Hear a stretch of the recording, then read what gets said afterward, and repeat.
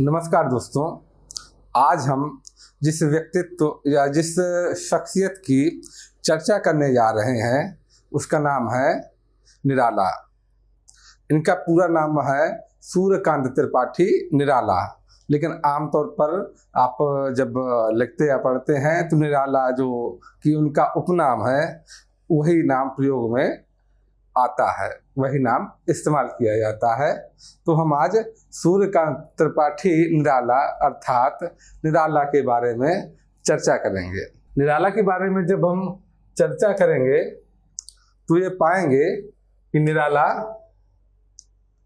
निराला छायावाद के जो 4 प्रमुख कवि हैं।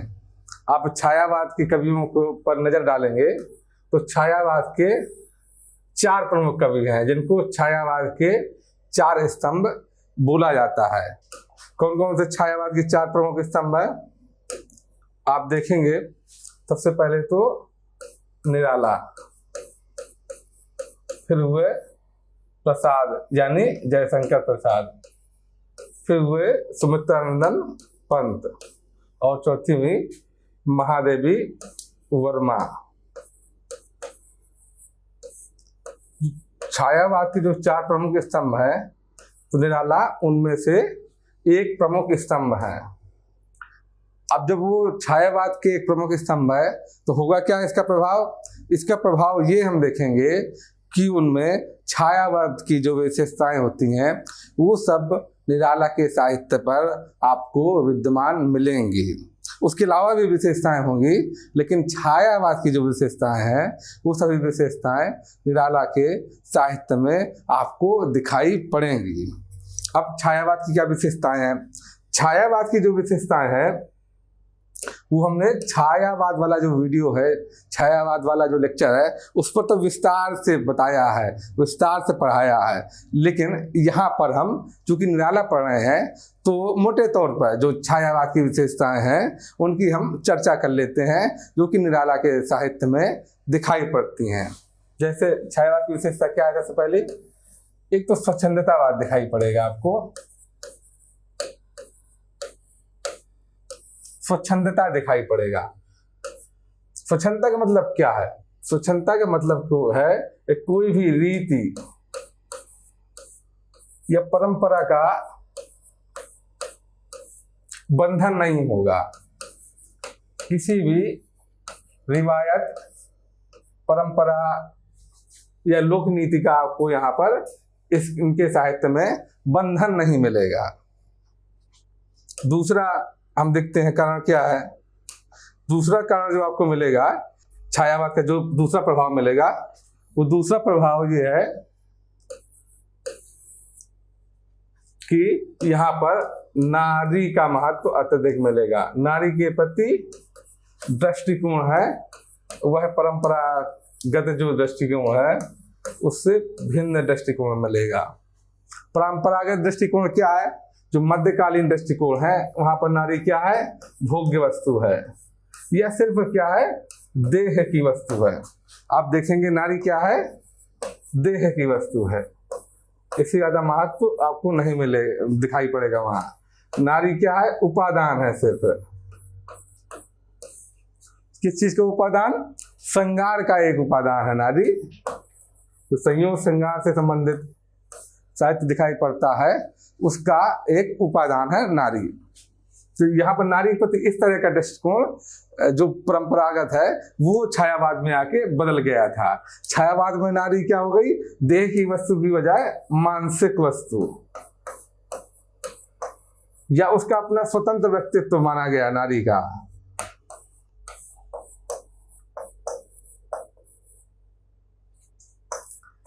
उसके जो मानसिक पक्ष है उसकी चिंता ज्यादा की गई। मानसिक पक्ष वाला दृष्टिकोण उभार के सामने लाया गया नारी का। ये छायावाद में दिखेगा। छायावाद की तीसरी जो विशेषताएं आप पाएंगे, 2 विशेषताएं हमने देख ली। तीसरी विशेषता होती है प्रकृति से करीबी, प्रकृति से नजदीकी, प्रकृति से समीपता। ये आप छायावाद में देखेंगे। छायावाद में प्रकृति सिर्फ उपादान नहीं है कि वो नायक नायिका के बीच जो संयोग श्रृंगार है उसको उद्दीपित करे, ऐसा नहीं है नारी प्रकृति, बल्कि यहाँ पर प्रकृति क्या है, अपने आप में एक स्वतंत्र उपादान की तरह आई है। और कहीं कहीं पर तो वह इतनी सुंदर हो गई है कि वो नायिका से भी अधिक सुंदर प्रकृति को दिखाया गया है, बताया गया है। पंत बोलते ही हैं कि बाले तेरे बाल जाल में कैसे उलझा दूं लोचन, तो वो इसी चीज को दिखाता है। तो यहाँ पर तो ये मोटी मोटी चीजें हैं जो आपको छायावाद में दिखाई पड़ेंगी। इसके अलावा भी छायावाद का एक अलग महत्व है, जैसे कि शिल्प में आप जब देखेंगे ये तीनों संवेदना की विशेषताएं हुई थी। शिल्प की विशेषताएं आप छायावाद की देखेंगे।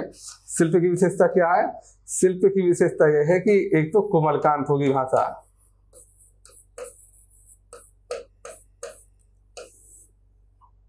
यहाँ पर भाषा कैसी हो जाएगी? कोमलकांत होगी।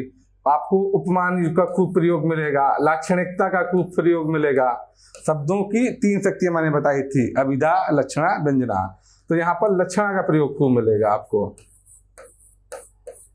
लक्षणा क्या है? शब्द शक्ति। वो शब्द शक्ति है जो शब्दों के माध्यम से सीधे भेद ना खुले। जैसे कि मैंने एग्जांपल बताया था, आंखें लाल पीली करके देखना, तो आंखें लाल पीली नहीं हो रही, इसका मतलब है कोई गुस्सा है व्यक्ति। तो इस तरह जब भेद खुले तो उसको कहते हैं लक्षणा शब्द शक्ति।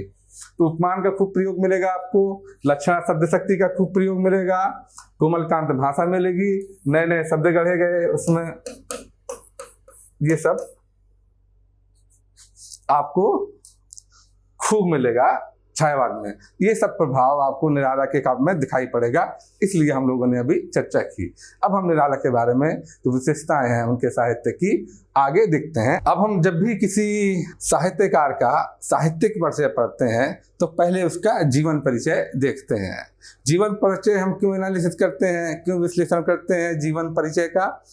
वो इसलिए क्योंकि जो उसके जीवन में जो जो चीज़ें उतरी, जो जो उभरी, जो समस्याएं या जो सकारात्मक चीज़ें या जो नकारात्मक चीज़ें, उन सब का प्रभाव कहीं ना कहीं उसके जो रचना क्षेत्र है उस सब में दिखाई पड़ता है। जो उनकी कृतियाँ हैं, जो उनका साहित्यिक अवदान है, उस पर कहीं ना कहीं दिखाई पड़ता है। कैसे, वो हम अभी देखते हैं। जो निराला थे, निराला का जो पैतृक स्थान है या जो मूल स्थान है, आप देखेंगे निराला का जो उनका पैतृक स्थान है या मूल स्थान था, जहाँ के उनके पूर्वज थे। पूर्वज उनके कहाँ के थे? पूर्वज उनके थे उन्नाव जिला के। लेकिन उनके पिताजी महिषादल स्टेट की सेवा में नौकरी करने हेतु चले गए थे आजीविका के लिए। आजीविका के लिए वो महिषादल स्टेट, जो कि बंगाल के पास पड़ता है, बंगाल में पड़ता है, वहां पर चले गए थे। और वहीं मेदिनीपुर में उनका जन्म हुआ। लेकिन बाद में जब उनकी नौकरी खत्म हो गई तो निराला बाद में कहाँ चले आए? वापस लौट आए उन्नाव। उन्नाव वापस लौट आए निराला। निराला का आर्थिक जीवन कैसे गुजरा? अभाव में गुजरा। निराला का आर्थिक जीवन अभाव में गुजरा। और लेकिन उनको इस आर्थिक अभाव की कमी बहुत ज्यादा कभी जीवन में महसूस नहीं हुई। आरंभ में उनको आर्थिक अभाव की कमी कभी महसूस नहीं हुई। वो स्वयं इतने दानी थे कि जब भी उनको सिरली मिलती थी इलाहाबाद यूनिवर्सिटी से, इलाहाबाद विश्वविद्यालय से,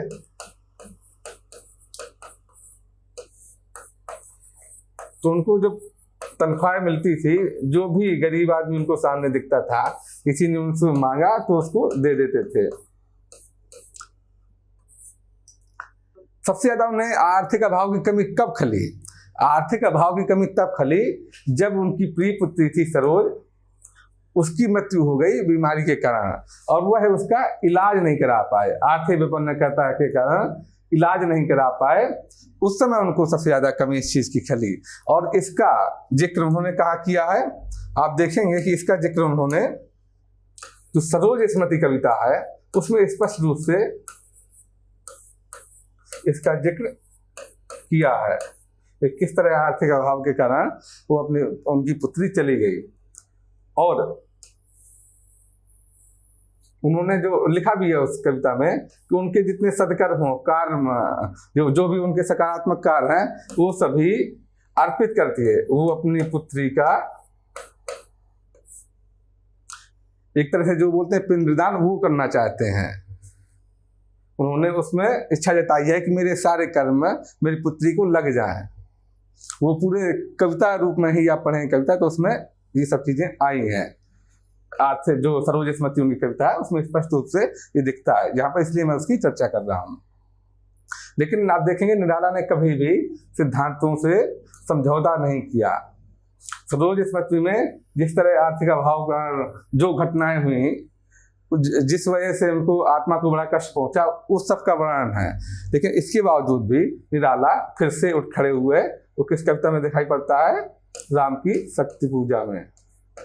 उसमें दिखता है कि इतनी सारे दुखांत अनुभव के बावजूद निराला फिर से उठ खड़े हुए, और इसीलिए उनको क्या बोला जाता है? महाप्राण। महाप्राण निराला बोला गया है। तो राम की शक्ति पूजा में स्पष्ट रूप से दिखता है उन्होंने आजीवन, चाहे जितने अभाव रहे हों, चाहे जो जो बुरे अनुभव गुजरे हों, उन्होंने कभी भी सिद्धांतों से समझौता नहीं किया। इसलिए उनको क्या बोला जाता है? महाप्राण बोला जाता है निराला को। जीवन के अंतिम समय में वो मानसिक रूप से कुछ परेशान हो गए थे, और देखेंगे कि जीवन के अंतिम समय में उन्होंने भक्ति से संबंधित रचनाएं ज़्यादा की हैं, भक्ति से संबंधित कविताएं ज़्यादा लिखी हैं उन्होंने। आप देखेंगे, ये मैंने पहले ही बताया कि निराला आधुनिक हिंदी कविता के छायावादी युग के 4 प्रमुख स्तंभ, 4 स्तंभ मैंने बताए थे, उनमें से एक माने जाते हैं। अभी हम देख लेते हैं कि निराला ने किस किस क्षेत्र में लिखा, क्या क्या किन किन विधाओं में रचनाएं की हैं, ये हम लोग देख लेते हैं। निराला ने काव्य संग्रह खूब लिखे हैं, कविताएं खूब लिखी हैं, और सबसे ज्यादा उनकी जो प्रसिद्धि है वो कविता विधा के कारण ही है। सबसे ज्यादा प्रसिद्धि किस लिए है? कविता के कारण ही उनकी प्रसिद्धि सबसे ज्यादा है। आप देखेंगे तो अनामिका, परिमल, गीतिका, ये सब देखेंगे आप, तुलसीदास, कुकुरमुत्ता, ये सब उनके काव्य संग्रह हैं।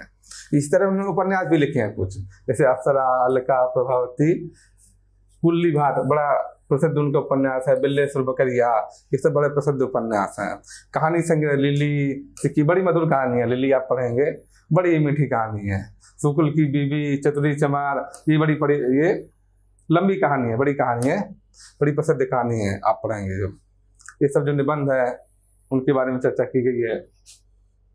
ये सब लिखने का उद्देश्य आपको रटना नहीं है, इसमें एक नज़र डाल देनी है, आपको हल्का हल्का आइडिया रहे, अंदाज रहे।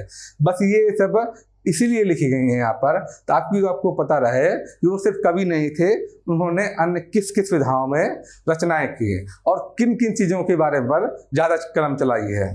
इसलिए इसमें यहाँ पर इस चीज़ का उल्लेख किया गया है। जैसे आप देखिए अनुवाद उन्होंने किस किस चीज़ का अनुवाद किया है। आप देखेंगे रामचरितमानस का खड़ी बोली में उन्होंने अनुवाद किया है, जो उनके झुकाव की तरफ दिखता है कि उनका रामचरितमानस की तरफ कैसे झुकाव था, या क्या उनका प्रेरणा स्रोत था।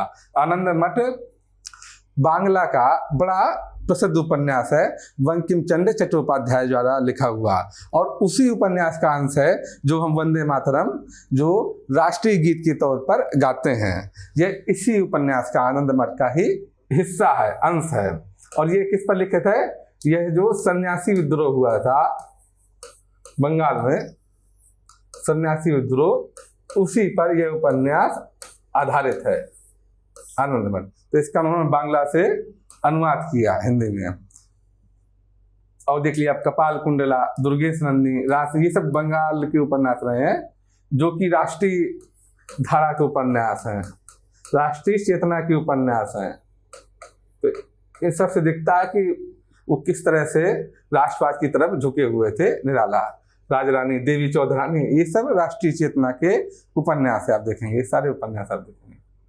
भारत में विवेकानंद, तो ये किस ओर से इशारा करता है? ये इशारा करता है कि निराला का झुकाव पश्चिमी दर्शन की बजाय किधर था? भारतीय दर्शनों में निराला को ज्यादा रुचि थी। वो भारतीय दर्शन के समर्थक थे, जो आपको आगे भी दिखाएंगे हम किस तरह से उनकी साहित्य में झलकता है, दिखाई पड़ता है कि वो भारतीय दर्शन के हिमायती रहे हैं, वो पश्चिम दर्शन का उन्होंने अंधानुकरण नहीं किया है। अब हम पढ़ते हैं, जब भी हम किसी कवि के बारे में पढ़ते हैं तो उसके साहित्य के बारे में हम दो हिस्सों में बांट कर पढ़ते हैं। एक तो संवेदनागत विशेषताएं या उसका संवेदना पक्ष, और दूसरा उसका शिल्प पक्ष यानी शिल्पगत विशेषताएं। तो यहाँ हम निराला के साहित्य की हम संवेदनागत विशेषताएं पढ़ते हैं। तो हम देखते हैं निराला पर, जैसा कि मैंने कहा कि वो छायावाद के एक प्रमुख स्तंभ हैं, और छायावाद के एक प्रमुख स्तंभ होने के कारण आप देखेंगे कि उन पर छायावादी प्रभाव स्पष्ट रूप से उनके साहित्य में दिखेगा। जैसे कि छायावाद के प्रभाव के बारे में मैंने बोला था कि छायावाद प्रभावित प्रकृति से भी करीबी आपको दिखेगी और नारीवाद के प्रति भी सकारात्मक दृष्टिकोण दिखेगा। ये देखिए संयोग श्रृंगार का जो वर्णन है कैसे दिया गया है प्रकृति के माध्यम से। आई याद बिछड़न की मिलन की वह मधुर बात, आई याद चांदनी की धुली हुई आधी रात, आई याद कांता की कमनी गात। इसकी चाहे आप शब्द योजना देख लीजिए, भाषा देख लीजिए, भाषा कैसी है, मधुर है, कोमल कांत है, कमनी है, और इसमें छायावादी प्रभाव आपको स्पष्ट रूप से दिखेगा। या ये देखिए कई लोगों का ये मानना है कि छायावाद राष्ट्रीय चेतना से दूर रहा है, उसने राष्ट्रीय चेतना के बारे में कुछ नहीं लिखा, सिर्फ श्रृंगार के बारे में लिखा है। ऐसा कई लोगों का मानना है कि वह राष्ट्रीय चेतना के जो जिस समय छायावाद चल रहा था वो राष्ट्रीय चेतना का प्रखर युग था। उस समय सबसे ज़्यादा आंदोलन चले, भारतीय जनता उसमें शामिल हुई, लेकिन छायावाद इसके बारे में चुप है, साइलेंट है, ऐसा कई समीक्षकों का मानना है। तो उसी के जवाब में आप बोल सकते हैं, लिख सकते हैं कि स्पष्ट रूप से छायावाद में राष्ट्रीय चेतना का स्वर दिखाई पड़ता है। जैसे कि देखिए, जागो फिर एक बार, प्यार जगाते हुए हारे सब तारे, तुम्हें अरुण पंख तरुण किरण खड़ी खोलती है द्वार, जागो फिर एक बार। ये कैसा काव्य है, जागरण का काव्य है। इसी का जब अगली पंक्ति आप पढ़ेंगे, सीसेरों की माधवे गोसाया है आस्यार, जागो फिर एक बार। तो ये जागरण का काव्य है पूरी तरह से, और जागरण किसका, छायावादी काव्य का लक्षण है। कई लोगों का जो मानना है उनके विरोध में आप तर्क दे सकते हैं कि जागरण क्या है, छायावादी काव्य का लक्षण है, आप बता सकते हैं इस चीज। तो छायावादी काव्य का लक्षण इसमें दिखाई पड़ते हैं। और ये तो आप मैंने बताया कि प्रकृति वर्णन भी है, श्रृंगार का वर्णन भी है, आप देखिए। और जैसा कि मैंने बताया कि जो उसकी भाषा शैली है मधुर है, आप दोनों में देख सकते हैं कि किस तरह कोमलकांत मधुर भाषा शैली यहाँ पर दिखाई पड़ती है। आप जब इसकी तुलना आप उससे करेंगे मुक्तिबोध की भाषा से, तो आपको ये चीज़ समझ में आएगी, ये अंतर, ये फर्क महसूस होगा स्पष्ट रूप से। निराला कैसे हैं, नारी मुक्ति के संवाहक हैं। ये छायावाद का एक महत्वपूर्ण दृष्टिकोण भी है, लक्षण भी है कि उसमें नारी मुक्ति की बात स्पष्ट रूप से कही गई है, नारी मुक्ति के प्रति सकारात्मक दृष्टिकोण है। तो यहाँ पर आप देखेंगे कि कैसे कैसे उनके काव्य में कहाँ कहाँ दिखाई पड़ता है जी, कहाँ कहाँ दिखती है।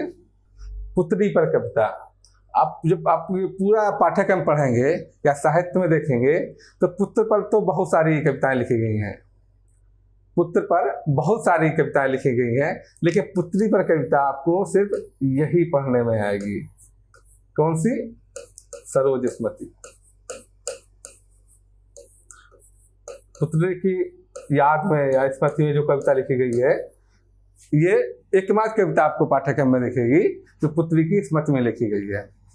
और उसमें जैसा कि मैंने बोला था, निराला क्या कहते हैं, वो इसी कर्म पर वज्रपात, यदि धर्म रहे नत सदा मात। अगर मैंने हमेशा नैतिकता का समर्थन किया हो, मैंने धर्म के पथ पर मैं दृढ़ रहा हूँ, तो इस पथ पर मेरे कार्य सकल हूँ भ्रष्ट सीत के से सतदल, कन्ने गत कर्मों का अर्पण कर करता मैं तेरा तर्पण। अर्थात मैं इस पथ पर, जो धर्म पे पथ पर चला हूँ, वो मेरे संपूर्ण कार्य, जितने धार्मिक कार्य रहे हों, जितने नैतिक कार्य रहे हों, वो सब नष्ट हो करके तुम्हारे तर्पण का कारण बन जाए। अच्छा, उन सब कार्यों का, सकारात्मक कार्यों का मैं इस्तेमाल करके तुम्हारा तर्पण करना चाहता हूँ, मैं तुम्हारा तर्पण करता हूँ। गन्ने गत कर्मों का अर्पण, वो सभी काम जो सतदल, जो कमल होता है, सद्दल कमल होता है, जब बहुत सर्दी पड़ती है तो कमल क्या होता है, भ्रष्ट हो जाता है, टूट जाता है, छितरा जाता है। उसी तरह मेरे सभी कार्य तुम्हारे तर्पण में इस्तेमाल हो जाए, नष्ट हो जाए और तुम्हारे तर्पण का वो कारण बने।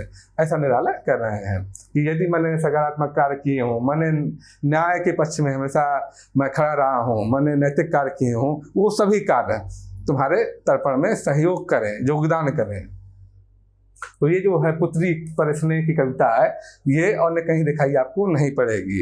ये नारी के प्रति एक सकारात्मक दृष्टिकोण का एक बड़ा सकारात्मक उदाहरण, बड़ा अच्छा उदाहरण, बड़ा बेहतरीन उदाहरण है, ये आप देख सकते हैं।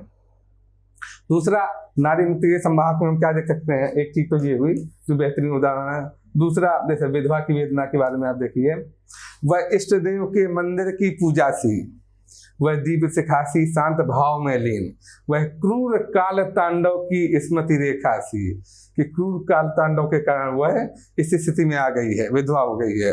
वह टूटे तरु की छुटी लता सी दीन, दलित भारत की ही विधवा है। विधवा कौन होने जैसा स्थिति है मन की, उसका सकारात्मक उसका वर्णन किया है, जो उसकी हृदय की स्थिति है। तो नारी की जो दशा है उसका उन्होंने यहाँ पर वर्णन खींचा है, विधवा नारी की दशा का। दूसरा ये उदाहरण हो गया आपका। तीसरा आप देखेंगे, पढ़ेंगे, जो आपके साहित्य में, आपके पाठ्यक्रम में है, राम की शक्ति पूजा। तो राम की शक्ति पूजा जो कविता है, उसका एक महत्वपूर्ण आयाम क्या है, कहाँ खुलता है उसका एक आयाम? उसका एक आयाम नारी मुक्ति, नारी मुक्ति भी आके खुलता है। सीता मुक्ति के माध्यम से निराला नारी मुक्ति की ओर ही संकेत करते हैं, नारी मुक्ति की ओर ही इंगित करते हैं, इशारा कर रहे हैं। ऐसे उन लाइनों में देखिए कि जानकी हाय उद्धार प्रिया का हो न सका। यहाँ पर राम सीता को क्या कर रहे हैं, प्रिया के माध्यम से संबोधित कर रहे हैं। यहाँ पर राम का दृष्टिकोण मध्यकालीन नहीं है कि वो कहें कि नारी हानि विशेष क्षत नाही, जैसे साहित्य जगमाही नारी हानि विशेष क्षत नाही, यहाँ वैसा दृष्टिकोण नहीं है। यहाँ दृष्टिकोण एकदम बदल गया है राम का। यहाँ पर देखेंगे आप, नारी के प्रति जो सकारात्मक दृष्टिकोण है वो किस रूप में है कि वो राम सीता को किस माध्यम से प्रिया कहकर संबोधित कर रहे हैं, अपने जीवन का अंश बता रहे हैं। जानकी हाय उद्धार प्रिया का हो न सका, वह एक और मन रहा राम का जो न थका। अब देखेंगे कि पूरी रचना ही आप जब पढ़ेंगे तो कई बार आपको ऐसा लगेगा कि सीता पर ही रचना केंद्रित है।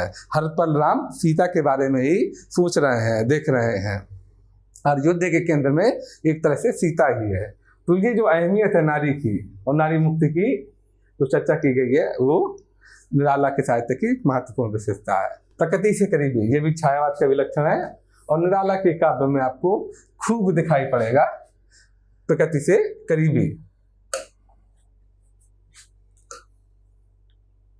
प्रकृति से करीबी, जैसे देखिए उदाहरण देख लीजिए, हंसते हैं छोटे पौधे लघु भार, शस्य अपार, हिल हिल खिल खिल हाथ हिलाते तुझे बुलाते, विप्लव रव से छोटे ही हैं शोभा पाते। प्रकृति का कितना सुंदर वर्णन है।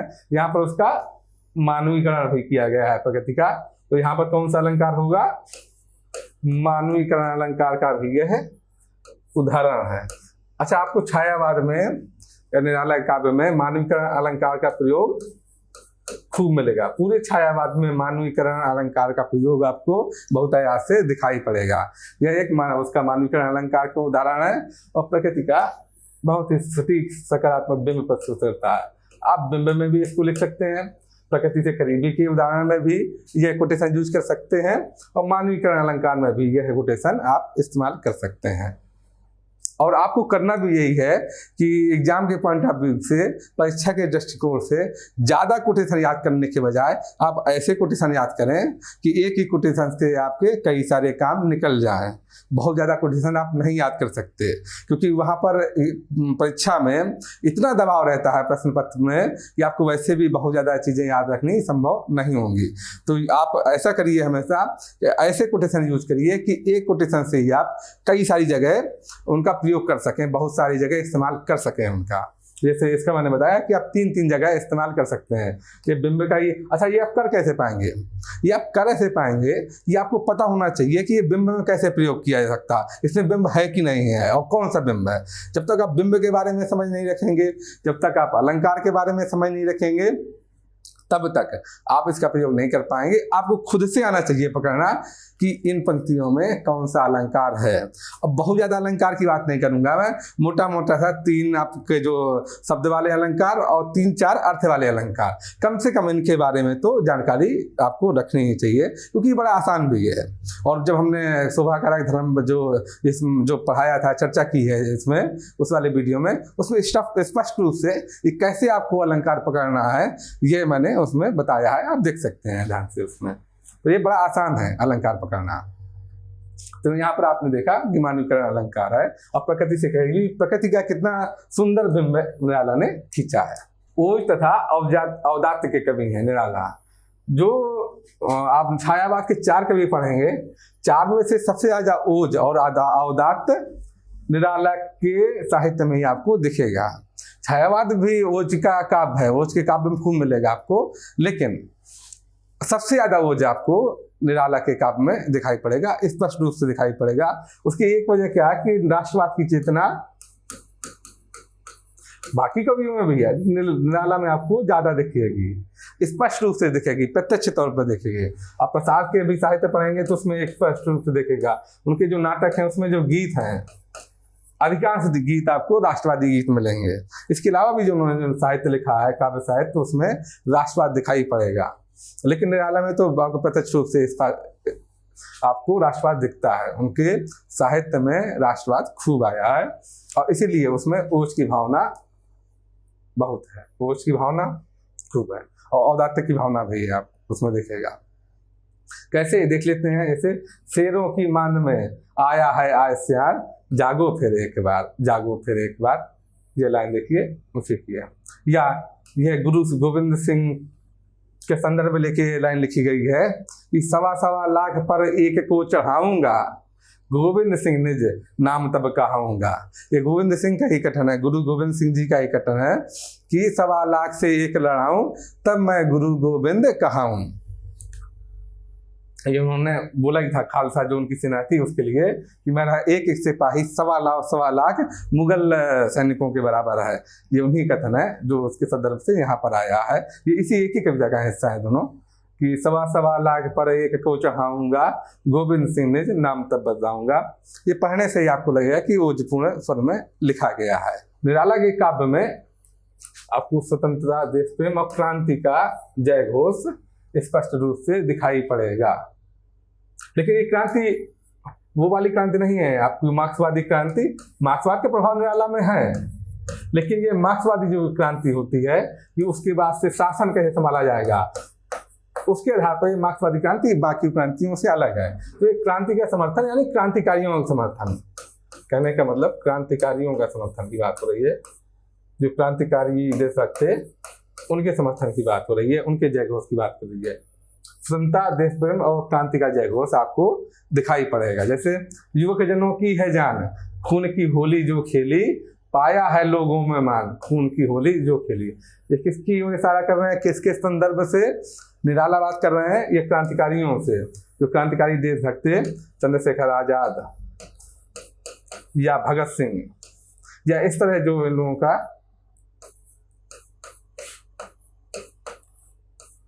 संगठन से कार्य करते थे, उन्हीं की तरफ वो इशारा कर रहे हैं। स्वतंत्रता, देश प्रेम और क्रांति का जयघोष करते हैं निराला।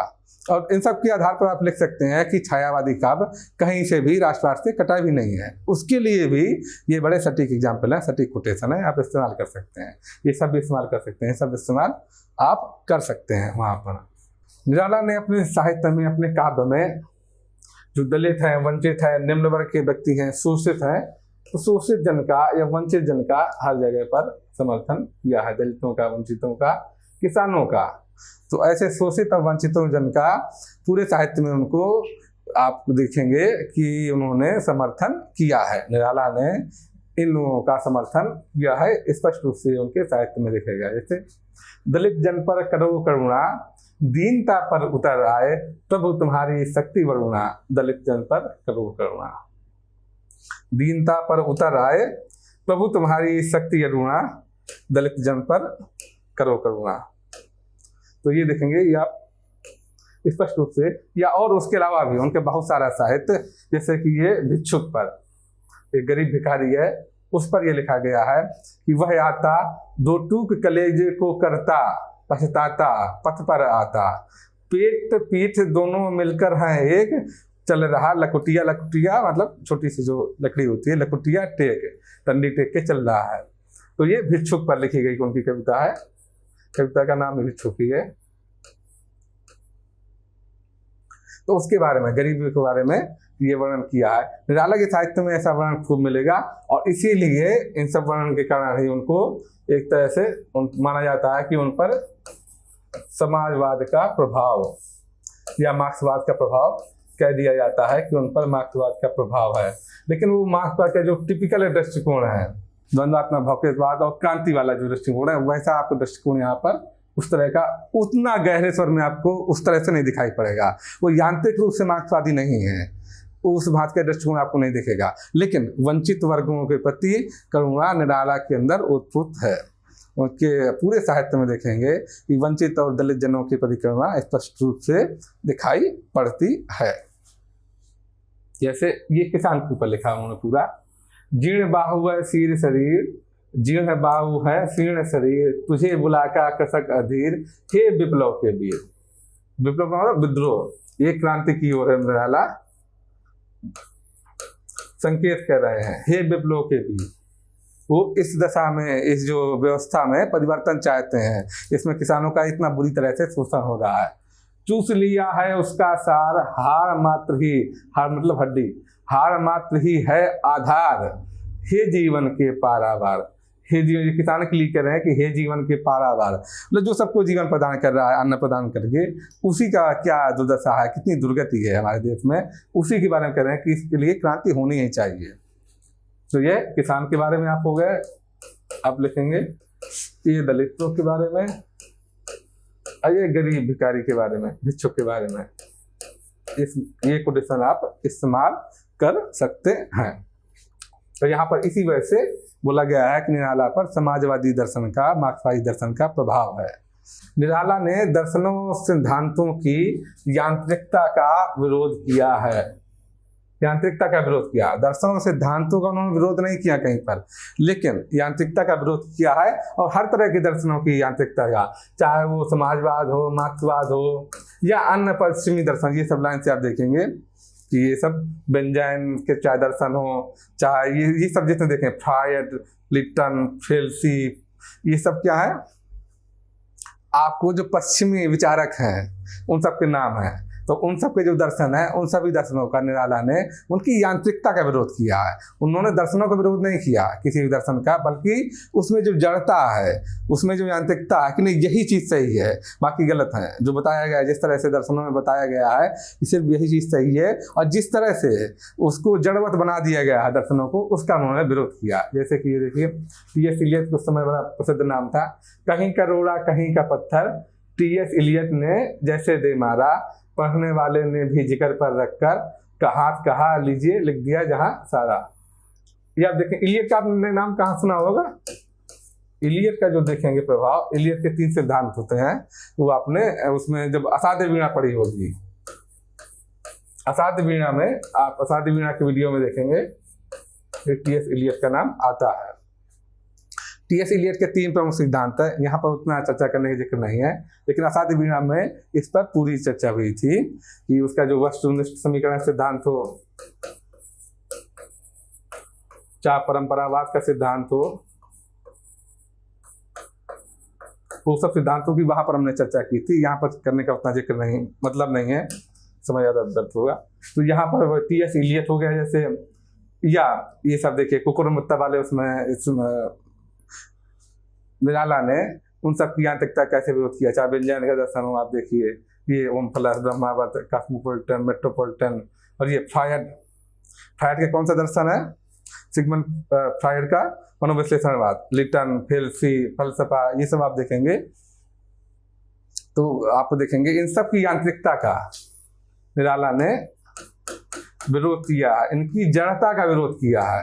आप ये याद रखिएगा, निराला किसी दर्शन से आपत्ति नहीं है, उन्होंने इनकी जड़ता का, यांत्रिकता का वो विरोध किया है। इसकी वजह निराला ने भारतीय दर्शनों का समर्थन ज्यादा किया है। भारतीय संस्कृति का आप देखेंगे, निराला ने भारतीय संस्कृति का स्पष्ट रूप से समर्थन किया। जैसे आपको किस किस का समर्थन मिलेगा, कैसे कैसे आप देखेंगे, जैसे गीता का आपका समर्थन एकदम मिलेगा, गीता का प्रभाव एकदम दिखेगा आपको उस निराला के साहित्य पर। दूसरा, योग का प्रभाव दिखेगा,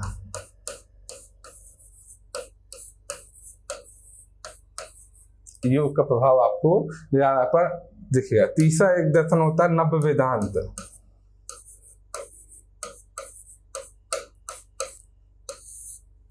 नव्य वेदांत का प्रभाव दिखेगा आपको स्पष्ट रूप से। नव्य वेदांती दर्शन क्या है, आपके एग्जाम्पल भी आपको खुद दिखाई पड़ेंगे।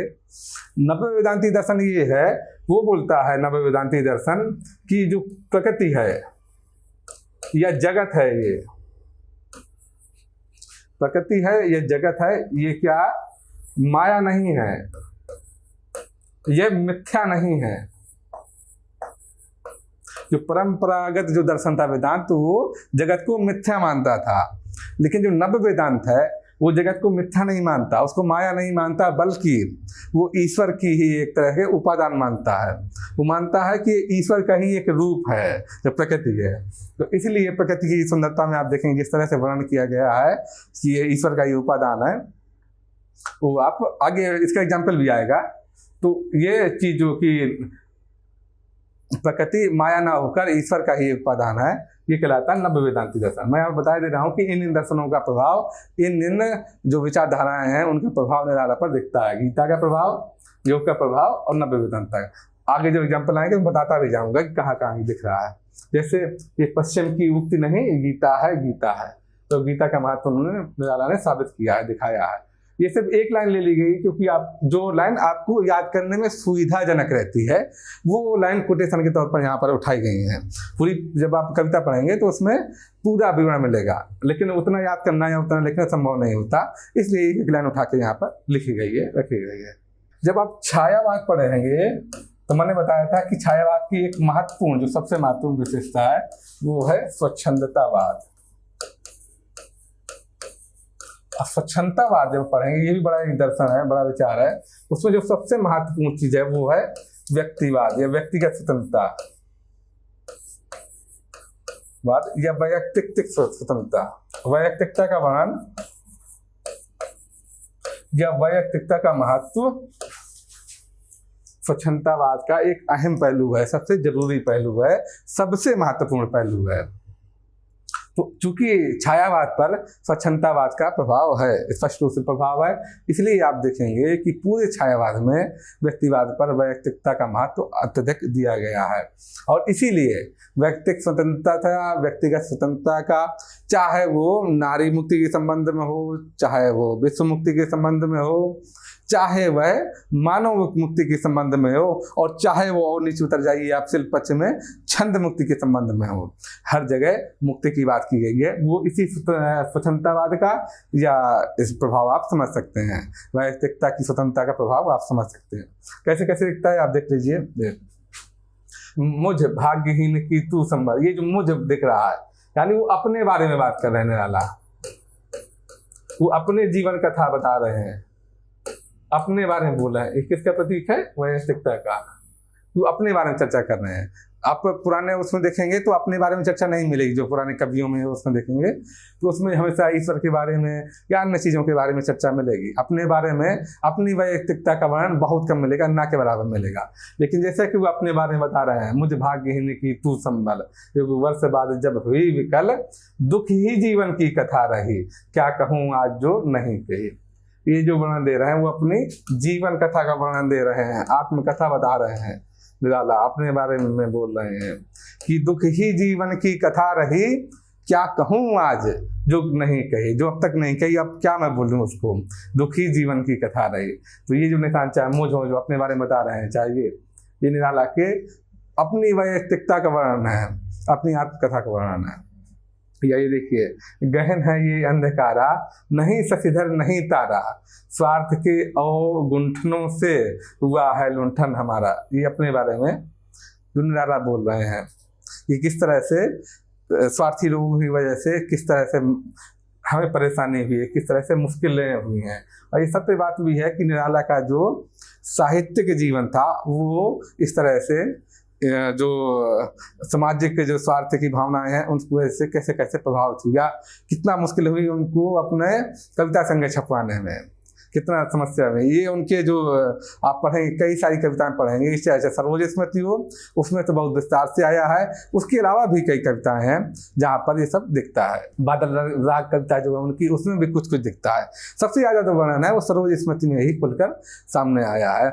और जो राम की शक्ति पूजा है उसको भी लोग बोलते हैं। आप देखेंगे जब गहनता से विश्लेषण करेंगे तो ये समझ में आता है कि उसमें भी उनकी आत्मकथा का या उनके जीवन का अंश कहीं ना कहीं मौजूद है। अब जो जैसे तीसरा उदाहरण हम देख लेते हैं, ये वैयक्तिकता का।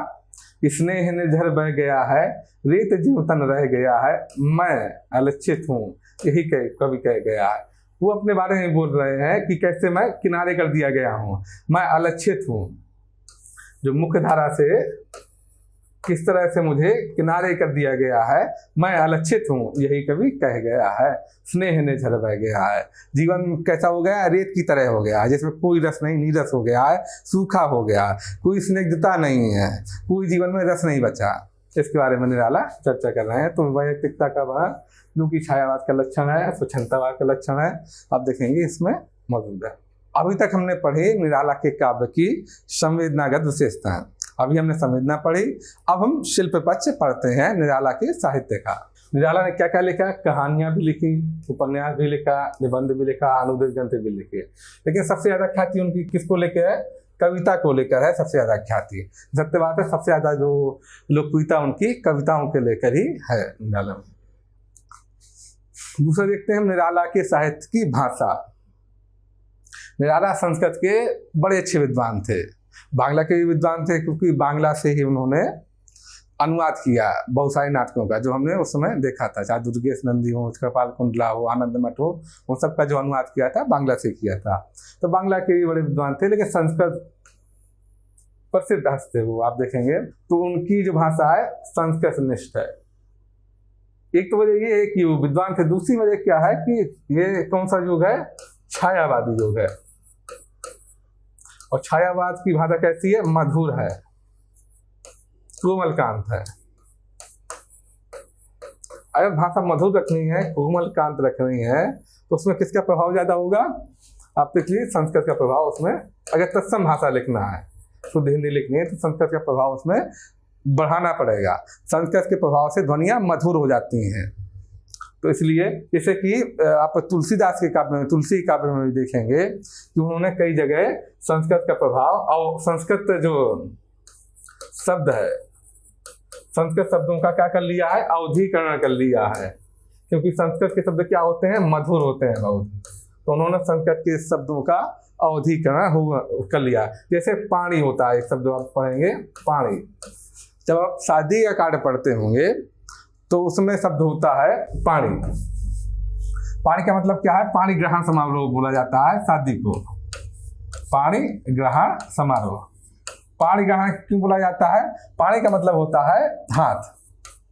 तो पानी ग्रहण इसलिए हुआ कि वो इसमें लड़का लड़की एक दूसरे का हाथ पकड़ते हैं जीवन भर के लिए, इसलिए उससे पानी ग्रहण समारोह बोला जाता है। इस शब्द का आप देखेंगे तो तुलसी ने क्या यूज किया? पानी। सिया राम मैं सब जग जानी, करहूं प्रणाम जो जुग पानी। तो इस तरह जो संस्कृत शब्द थे बहुत सारे, जैसे हंस गमनी, हंस गामनी का हंस गमनी, इस तरह बहुत सारे संस्कृत शब्दों का अवधीकरण किया है। क्यों? क्योंकि संस्कृत के शब्द बहुत मधुर होते हैं। इसलिए आप देखेंगे कि मधुर कोमलकांत भाषा है छायावाद की, इसलिए उसमें संस्कृत के शब्दों खूब मिलेंगे, बहुत प्रयास से मिलेंगे। आप चाहे प्रसाद की रचनाएं देख लीजिए, चाहे अन्य कवियों की देख लीजिए, संस्कृत के शब्द खूब मिलेंगे, तत्सम युक्त शब्द मिलेंगे मधुरता को बनाए रखने के लिए। और चूंकि छायावाद के जो विषय वस्तु है वो खुद में कोमलकांत है, इसलिए भाषा मधुर होनी जरूरी है। आप छायावादी विषय वस्तु में आप मुक्तिबोध की तरह की भाषा नहीं रख सकते, क्योंकि जैसी विषय वस्तु होती है वैसे ही भाषा रखनी पड़ती है। चूंकि मूल विषय वस्तु ही छायावाद की कोमलकांत है, इसलिए यहाँ पर भाषा भी कोमल रखनी आवश्यक हो जाती है। तो आप देखेंगे किस तरह से संस्कृत शब्दों का इस्तेमाल किया गया है। जैसे ये राम की शक्ति पूजा की पंक्ति है, आज का तीक्ष्ण सर विद्युत क्षिप्र कर वेग प्रहार, सत्यशील संवरणशील नील नभ गर्जेश्वर। ये देखिए, एक तो पूरा इतने बड़े बड़े आपको शब्द मिलेंगे। संस्कृत में एक विशेष क्षमता है संस्कृत की विशेष क्षमता क्या है कि वो शब्दों को जोड़ के चलती है। हिंदी कैसी भाषा है? हिंदी एक तो प्रसर्गों की भाषा, विभक्ति की भाषा नहीं है, हिंदी प्रसर्गों की भाषा है। और हिंदी कैसी है? संस्कृत का ही सरलीकरण रूप है हिंदी।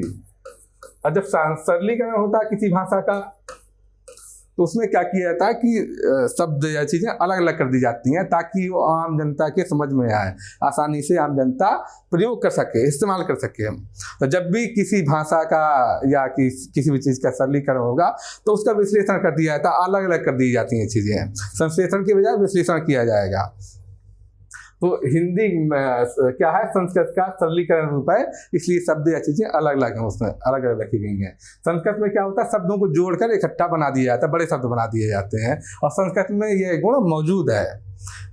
अच्छा, इस गुण के कारण भी संस्कृत को बोला जाता है कि वो कंप्यूटर के लिए बहुत ही सुटेबल भाषा है, बहुत ही आसान भाषा है। संस्कृत विभक्तियों से चलती है, उसमें प्रसर्गों का यूज नहीं है, तो उसमें विभक्ति का प्रयोग करके भी शब्द जोड़े जाते हैं, आसान हो जाता है उसमें। तो संस्कृत में ये गुण मौजूद है, और इस गुण का प्रयोग देखिए कितने बड़े बड़े 3-3 शब्दों को, 4-4 शब्दों को जोड़कर एक शब्द बनाया गया है। शतशील संवरणशील एक ही शब्द बना दिया गया।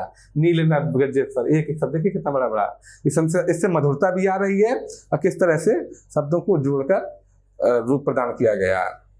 तो ये उस संस्कृत की क्षमता है जिसका इस्तेमाल किया गया है। अत्यंत उत्कृष्ट भाषा है, संस्कृतनिष्ठ खड़ी बोली है, ये पूरी छायावाद में दिखाई पड़ेगी। और निराला की यहाँ तो और भी ज्यादा, क्योंकि निराला संस्कृत के उद्भट विद्वान है, उत्कृष्ट है उनकी संस्कृत। इससे गजब की समासिक क्षमता, समासिक क्षमता मतलब चीजों को जोड़ने की क्षमता। समास क्या चीज है? दो शब्दों को जोड़ देता है, जैसे नील कमल, नीला कमल, दो शब्दों को जोड़ दिया उसने, नील कमल। दशानन, दस आनंद, दो अलग अलग चीजें हैं लेकिन दोनों को उसने जोड़ दिया, तो ये समासिक क्षमता कहलाती है, चीजों को जोड़ने की क्षमता। तो इसके अंदर ये क्षमता मौजूद है संस्कृत के अंदर। संस्कृत अगर हिंदी में देखेंगे किस बोली में सबसे ज्यादा क्षमता है, आप देखेंगे कि सबसे ज्यादा है ब्रजभाषा में, इसलिए ब्रजभाषा ज्यादा कोमलकांत है, ज्यादा मधुर है। खड़ी बोली में समासिक क्षमता नहीं है, बहुत कम है।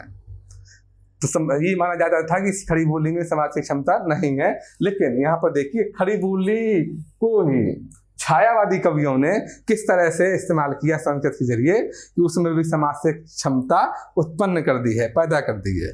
ये इन कवियों की विद्वता है, निराला की विद्वता है कि किस तरह से खड़ी बोली में भी उन्होंने, खड़ी बोली की कविताओं में भी कैसी समासिक क्षमता, अद्भुत समासिक क्षमता पैदा कर दी है। नहीं तो ये माना जाता है, उससे पहले माना जाता था कि ब्रजभाषा अपनी समासिक क्षमता के कारण ही ज़्यादा लोकप्रिय है, अच्छे से कविता लिखी जा सकती है। खड़ी बोली में उस क्षमता का अभाव है, इसलिए खड़ी बोली में बेहतर कविताएं नहीं लिखी जा सकती हैं। लेकिन ये उन कहने वालों के मुंह पर एक तरह से प्रत्युत्तर है कि देखिए खड़ी बोली में की समासिक क्षमता कितनी गजब की है। तो वो देखिए, या ये देखिए, अनिमेष राम विश्वजित दिव्य सरभंग भाव विद्यांग बद्ध कोदंड मुष्टि खर रघुसा। ये संस्कृत में अनिमेष मतलब जिनकी पलकें न झपके, निमेष माने होती है पलक, अनिमेष जिस व्यक्ति की पलकें न झपकती हों उसे अनिमेष कहा जाता है। और ऐसा बोला जाता है, ऐसी मान्यता है कि मनुष्य और देवताओं में या मनुष्य और गैर मनुष्य में यही पहचान है, मनुष्यों की पलकें झपकती हैं और जो देवता लोग हैं या अन्य लोग हैं उनकी पलकें नहीं झपकती हैं, जो दूसरे लोग के लोग हैं। तो अनिमेष राम विश्वजित दिव्य, जो पूरे विश्व को जीत सकते हैं। शरभंग भाव, जो सर माने बाण, भंग मतलब टूट रहे हैं, सरभंग भाव, किसी भी सर को तोड़ने में समर्थ हैं। विद्यांग बद्ध, विद्यांग मतलब विद्ध हुए हैं उनके अंग, शरीर में चोटें हैं हर जगह। विद्यांग बद्ध, कोदंड मतलब धनुष, कोदंड मुष्टि, मुट्ठी पर धनुष पकड़े हुए हैं, और जो जिस हाथ से धनुष पकड़े हुए हैं जिस हथेली से, उसमें से हर जगह चोट लगी हुई है, खून बह रहा है। विद्यांग बद्ध कोदंड मुष्टि, मुष्टि में कोदंड यानी धनुष पकड़े हुए हैं।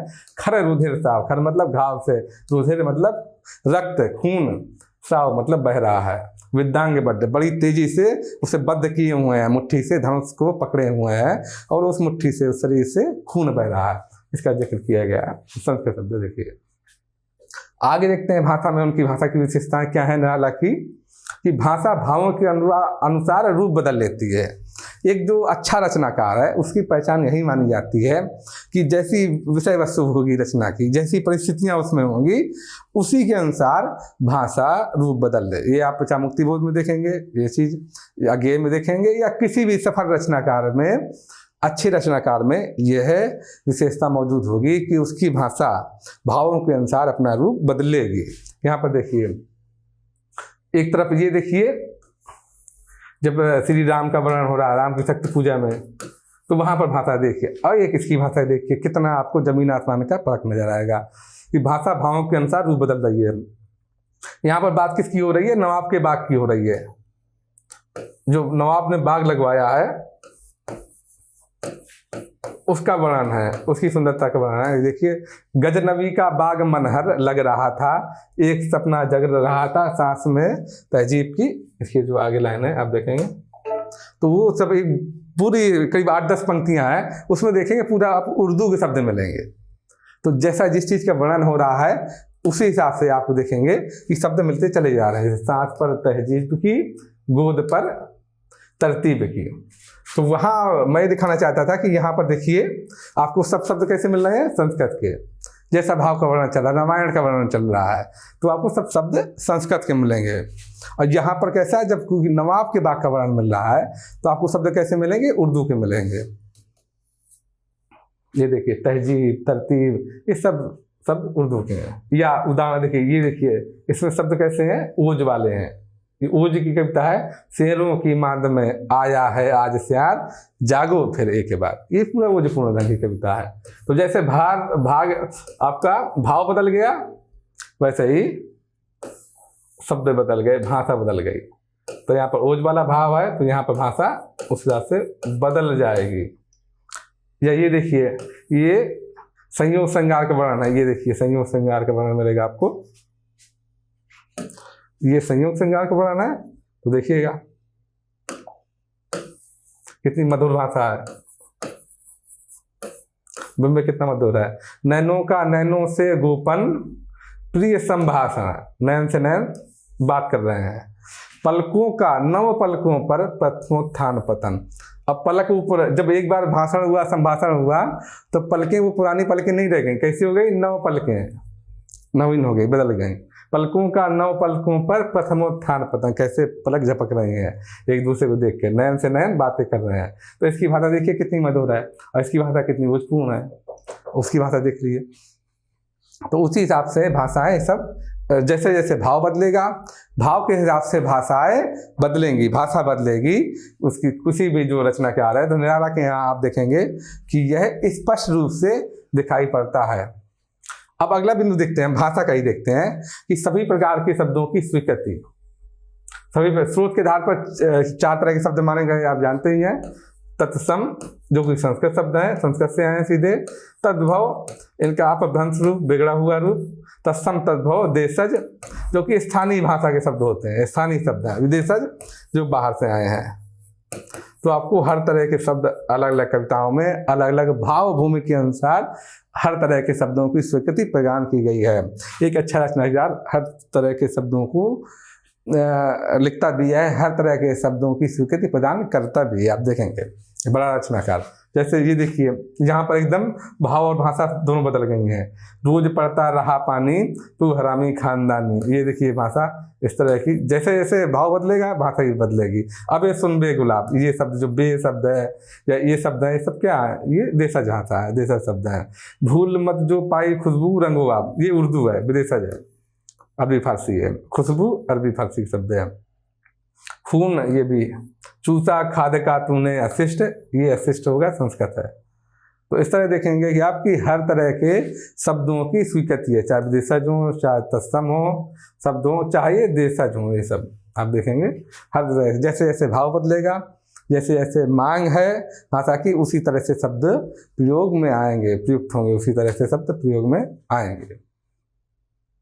अब हम देखते हैं आगे। ये अभी हमने भाषा देखी, भाषा बहुत इंपॉर्टेंट है, बहुत महत्वपूर्ण है। तीसरी चीज हम देखते हैं कि काव्य में अधिकतर रचनाएं कैसी हैं, अधिकतर रचनाएं मुक्तक हैं।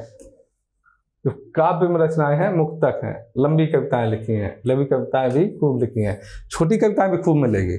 लंबी कविताएं जैसे आप देखेंगे सरोजस्मति हो गई, लंबी कविता है।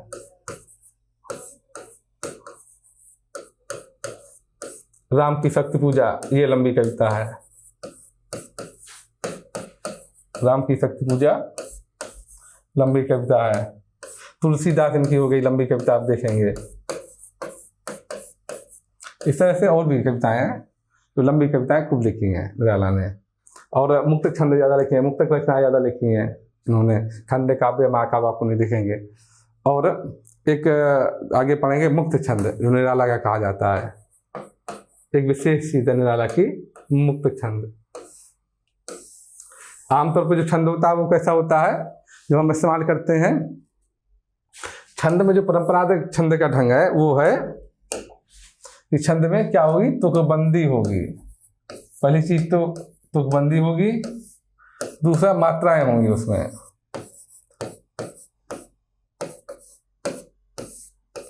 ये तो मात्रिक छंद होगा तो मात्राएं उसमें होंगी, या तो फिर पुराने जो छंद चलते हैं कुंडलियां या मर्तमर वाले वो होंगे छंद।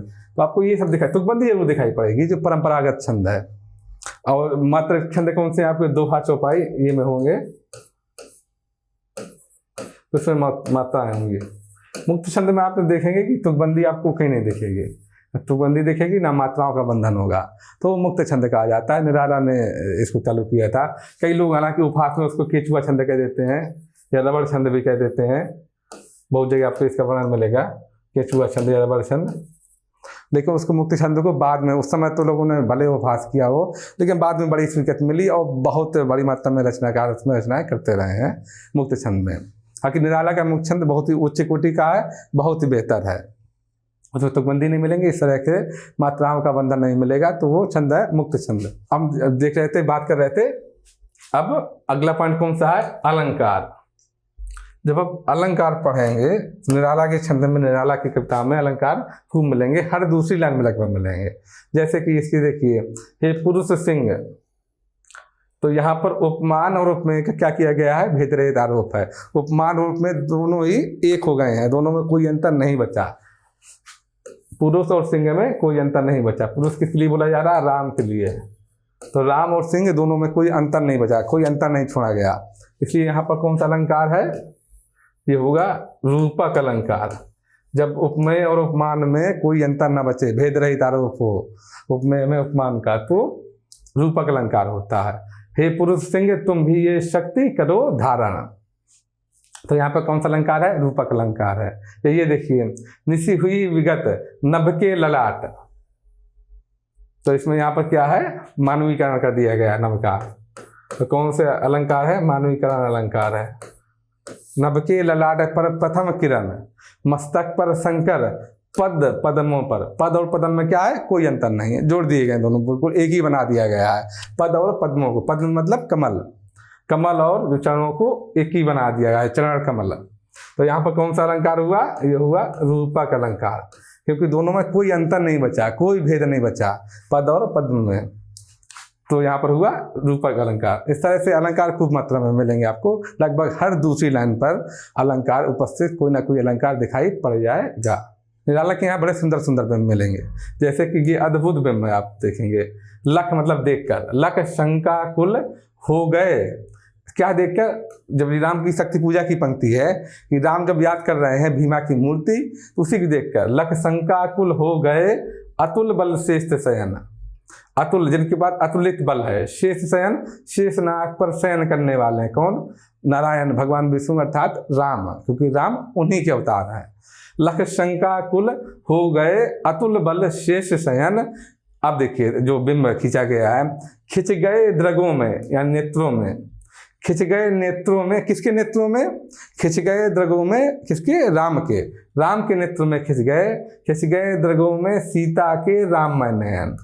राम के नेत्रों में सीता के वो नयन, वो आंखें दिखने लगी, प्रतिबिंबित हो गई, जिसमें कि राम का प्रतिबिंब था।